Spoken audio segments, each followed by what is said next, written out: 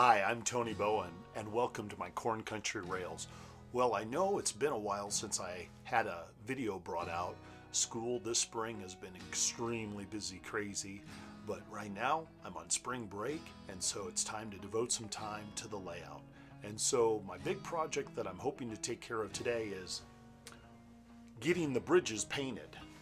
I have an airbrush all set up, ready to paint the bridges. I've got the weathered concrete. I'm going to use the True Color paint for the highway bridge, and then I have True Color paint, and I'm just using the grimy black for that. And so I want to give them both a nice coating, because before I can pour the deep pour water in this area, I want to make sure the bridges are painted and ready to go, because like the highway bridge, it'll be sunk in the water. And once that water is poured, there's not going to be any pulling that bridge up to paint it later on. So it's a good thing to get taken care of today. So I'm going to paint it, probably put some either pan pastels or chalks to weather up the roadway a little bit. And same with the railroad bridge. The railroad bridge I can install after the water has been poured in, because the piers are in the water. The bridge itself sits on top of them. But I'm hoping to get them both painted today and weathered and that. And so I hope you'll stick around and see the process as I work on this area of the layout. All right, for the bridge, we'll want to make sure that all the vehicles are moved off it. So goodbye John Deere truck and vacationers with their camper and their Chevy Nomad. And we'll be able to just take this bridge out. It's just kind of sitting right here. So that's going to be very easy to remove. There is a little indentation on some of them where the piers will fall back into place. For the railroad bridge, obviously the piers there are going to stay. The phone poles that I've ordered for replacements, they have not arrived yet, but I'm still pretty confident I'll be able to get those in. So kind of the Atlas stand-in ones, they're going to come off. And then when I get the nice wooden detailed ones, they will be built up and they'll go back in. And so obviously this westbound train will be the last one to go across this bridge for a number of days, because when this bridge comes out, it'll get painted, and then hopefully while it's out, the water will get poured. Along with that, any of my canoers that I've kind of just put in place, I've got another boat back here. I've got a fisherman back there. You can see the line there. I'll make sure all of those are out of the way. As far as some of the debris, some of it is glued down. Other parts are just loose. After pouring my last area, I glued down a lot of the brush in that, thinking that maybe it might float, cause air bubbles and that. And this stuff is so dense and has a lot of viscous to it, the things don't float. Some of you that may have watched the previous video saw that I put a canoe in the water shortly after I poured it, and instead of floating on top, actually it just kind of got sucked down into it, much like syrup would. And so following the recommendations, you want to wait about 4 hours before you start putting any kind of fishermen, boats, anything like that into your water. Things that are already going to be submerged, such as, tree branches and other debris like that, why, by all means, if it's going to be at the river or the bottom of your riverbed, might as well put it in now, because it'll definitely be held in place once the water is set up. All right, with the bridges removed and the riverbed basically clear, with everything else kind of just parking it here on the highway temporarily, I believe it is time to get one of my colors of paint here and get ready to start painting. So my airbrush supplies, I have this fancy box that one of my girls built me in shop class when they were in middle school, that I use it for keeping all my airbrush supplies and stuff in. Some basic things that I need. I always like to wear just some rubber gloves while I'm painting. In this case, as I said, I'm using the True Color paint, and so I'm using aged concrete. I'm going to do the concrete bridge first. Kind of these lock-in clamps for holding underneath. And then also, it's always a great item, I feel, or a great idea when I'm doing some painting, if there's anything else while the airbrush is set up to paint. So This is going to be concrete, but kind of the maintenance away boom car and part of the crane are going to get painted when I get ready to go to the railroad bridge and paint it black. So might as well kind of gang up and paint all that I can while I have the airbrush set up. So for airbrushing, I don't have anything fancy. Basically I have a small air compressor. I usually airbrush things anywhere between 40 PSI to 80 PSI, depending on the type of paint I use. I have found with this True Color paint that 40 usually does it really well. And my airbrush booth is, well, same airbrush booth I used in college. Good old cardboard box that I seal up. I will put a filter in there and get ready to use it to paint. And so I will go ahead and turn on the compressor. I hope everybody can hear me okay. It's a very windy day here in eastern Iowa. And so being out in the garage, there's anywhere from a 60-mile plus wind advisory out today. So it's been kind of a crazy spring so far for us. So I won't be able to film and paint at the same time, but show you the end results here when I take it back in the house and let it cure.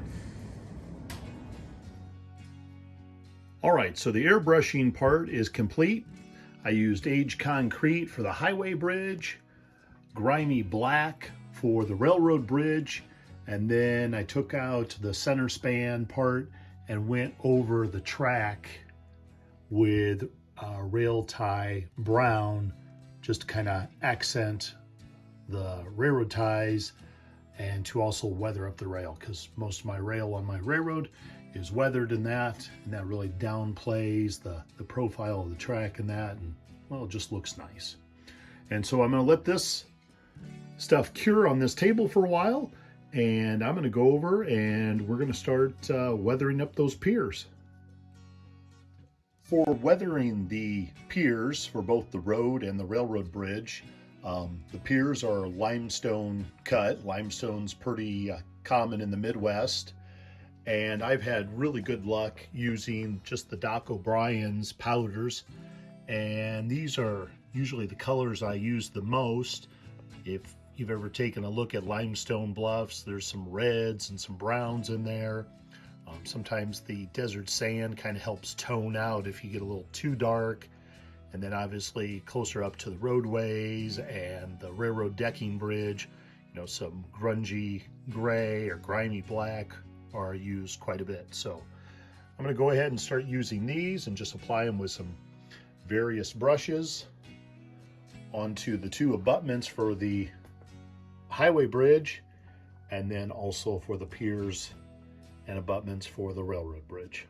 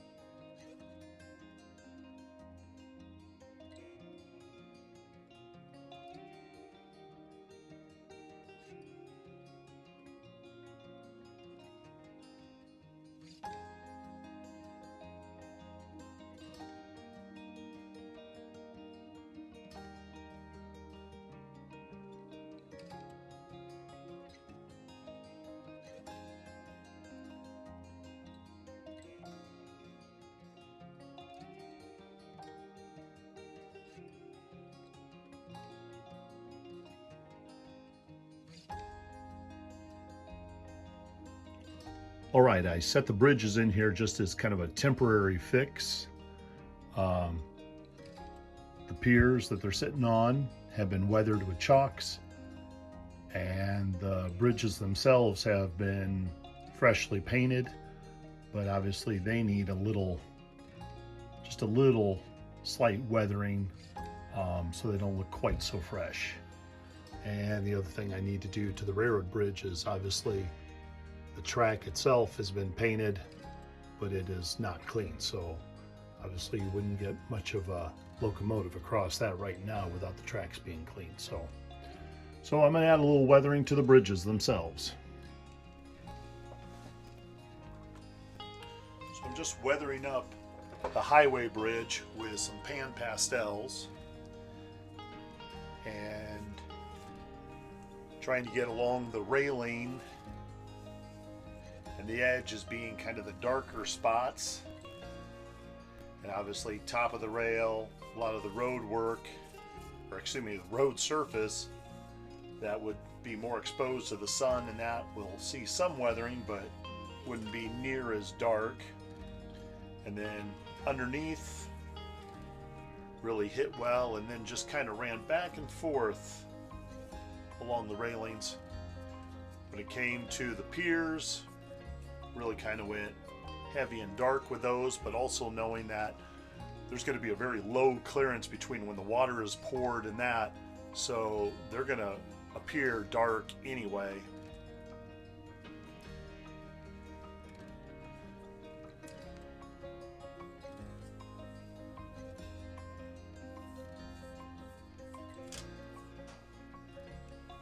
So I'm pretty happy with that. So then I like to get the fan brush like this and just kind of do a sweep. And I would say for the road bridge, weathered and back on the layout, it looks pretty good. Not sure how much of the weathering actually shows up on the camera.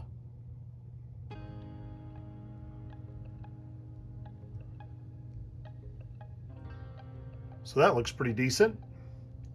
So I'm going to now take that out of the way and work on the railroad bridge back behind. I'm not going to clean the track yet. Figure there's no sense cleaning the track until after I'm done weathering it, because if I clean the track and then weather the bridge, I'm going to go right back and have to clean the track again. So might as well weather it right now with the painted rails as they are. All right, the railroad bridge now is weathered up. Some areas of some rust streaks coming down.